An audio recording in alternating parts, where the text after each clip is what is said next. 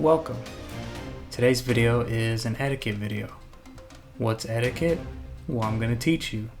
Etiquette is the common way that you should conduct yourself among your civilian fellows. Ultimately, etiquette is the way you carry yourself in a respectful manner so that the rest of the world thinks that you actually have a brain in your noggin and you're a decent person to be around. Today's topic of etiquette is theater etiquette, because I've noticed a lot of people don't seem to have it, which is why today I'm Etiquette Andy. So, part 1 of Etiquette Andy's movie theater etiquette. This is a no-brainer because the theaters give you a hard time about it anyway. Cell phones. I understand this is the future we live in and phones are a part of everyday life, but don't forget, you're seeing a movie, you bought the tickets or someone bought the tickets, you should have respect for the film that you're going to see. It's a form of entertainment. It's something that you voluntarily chose to participate in, so why don't you participate in it? So, with that being said, with your phone, it's not generally an issue I see, but if you forget, the screen will tell you, put it on vibrate, put it on silent, and just don't have any noise whatsoever. Turn off your media, your notifications, whatever. If you do need to check your phone in the theater, because that does arise, please, for the love of God, that wasn't very etiquette of me, excuse me, put your brightness to the lowest level. You're in a dark room where a screen is going to have some bright scenes here and there. Put it on the darkest, lowest setting you can get the brightness. I promise you will be able to see. You do not need to interrupt the visual enjoyment of the people around you or behind you or in front of you if it's bright enough. It's annoying, it's disrespectful, it's irritating. I mean, there's not much more I can say about that.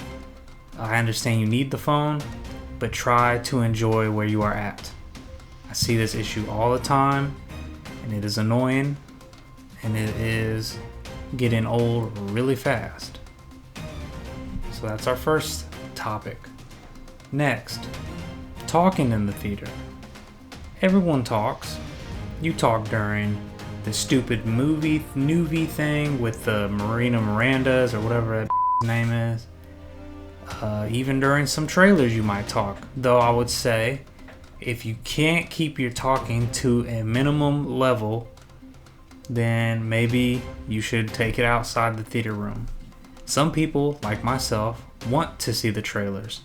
Even if it's a trailer maybe I've seen, maybe I want to see it in peace and quiet again. Maybe they added a different scene or a different version of this trailer, and I want to really be sucked into it. I am a cinephile, far and far above many others, I'm sure. I take the theater as sacred ground, and it's the same way I would treat anybody with their thing that they're into. If someone invited me to a football game or a baseball game or to a swimming event or to any, whatever the occasion is, a carnival, I attain the ability to match the etiquette of those in that space who actually respect it and enjoy it. The theater is the same thing. It's entertainment. Abide by the rules. Be a good person for one another.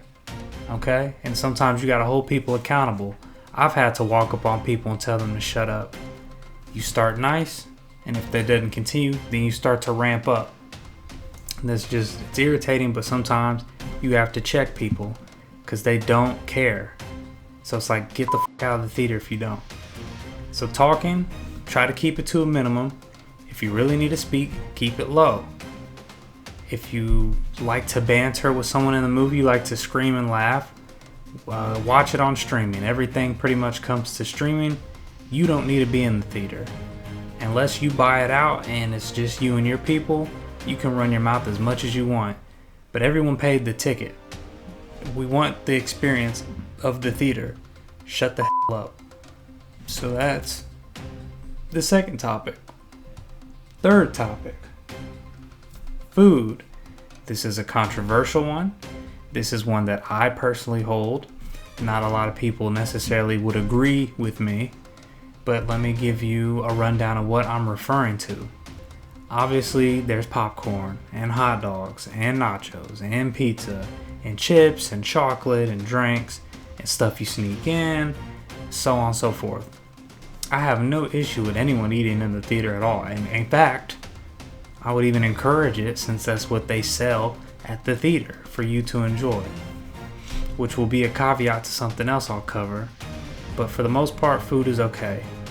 If you have a loud food item, such as a bag of chips, please open said bag during the trailers or before the trailers. Do not open it during the movie, and do not jostle it around once the film is in motion. Please open it, sit it in a certain pocket. So you can sit it on the corner between the wedge between your thigh and the other chair armrest.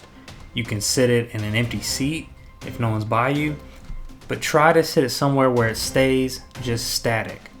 I understand when you put your hand in it, it's gonna make noise, but you can mitigate a lot of that if you just keep it in a static position.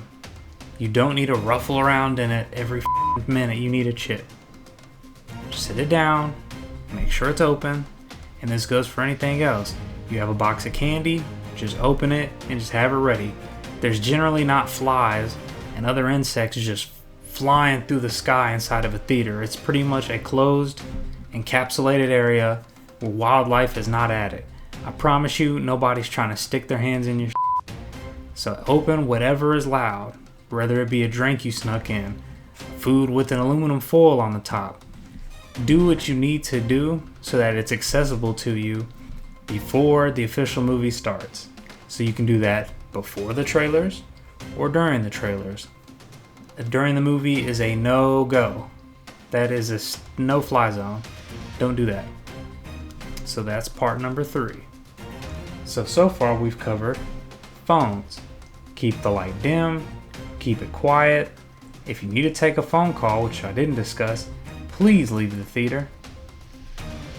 Talking. Keep it to a minimum. Keep it low. If you really need to scream and dance, then you have streamers for that. Go stream the movie. Get out of the theater. Don't ruin the experience for everyone else who paid for it. I don't know why I put up another finger. Food. Number 3. If it's loud, get it open during or before the movie. Get it open during the trailers or before the trailers. Do not mess around and make a bunch of noise when the movie is in motion. Do not ruin the experience for yourself or others with a bunch of unnecessary noise. Just keep it quiet. Moving on to the next thing, addictions. And you might think, well, what could he possibly be talking about with addictions? Booze and any drug of a recreational choice of yours. Please engage in those items before you attend a movie, or generally don't even take them if you're seeing a movie at all, or take it at home after the movie. Here is my personal philosophy, and I feel a lot of people would agree with this. If you can't enjoy an activity sober, then it's not an activity that you enjoy. If you can't watch a game without being drunk or high or whatever, then you really don't give a fuck about that game. If you can't watch a movie without being on substances, if you can't go to a theme park without being on substances, if you can't do any type of entertainment activity that is supposed to entertain unless you are under the influence of something, not only are you a shit human being, it's not for you to be at. 100%. I've been to so many theaters and I smell weed. Okay, I don't want to smell that. Not everybody does.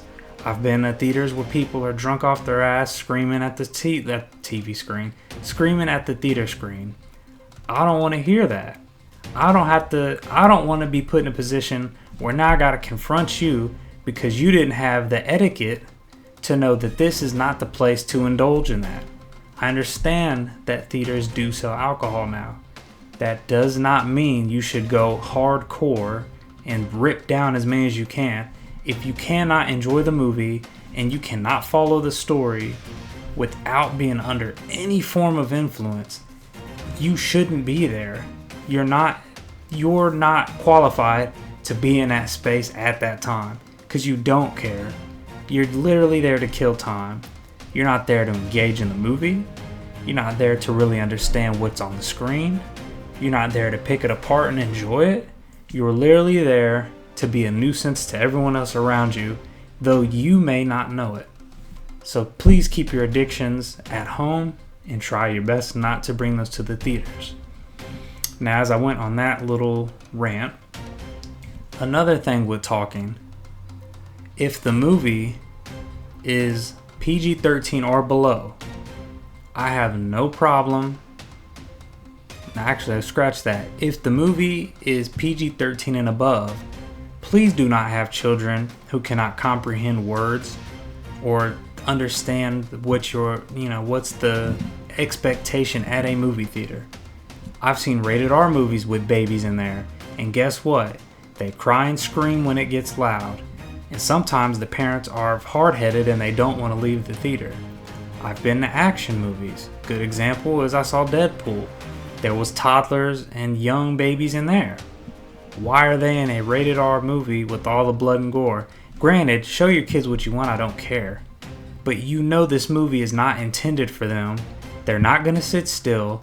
They want to run around and burn energy, or they want to cry and scream because they're infants. They should not be in a theater. If you cannot find a babysitter, again, we are now in the new world where streaming is a popular option. Stream the movie. Do not go to the theater. Stream it at home. Because at least then when they scream and cry, you have the facilities and the items there that you can take care of that child. The theater does not offer those options for you to take care of your kid. And nor should they. So if the movie is PG, you got the thumbs up from me. If it's a matinee movie, you got the thumbs up from me because I'm probably not going to be there. If the movie is PG-13 and above, your kids better be old enough to understand what you are saying and how they should conduct themselves in a movie theater. That goes for so many things. I don't want babies on flights. I don't want babies on public transportation unless it's absolutely necessary.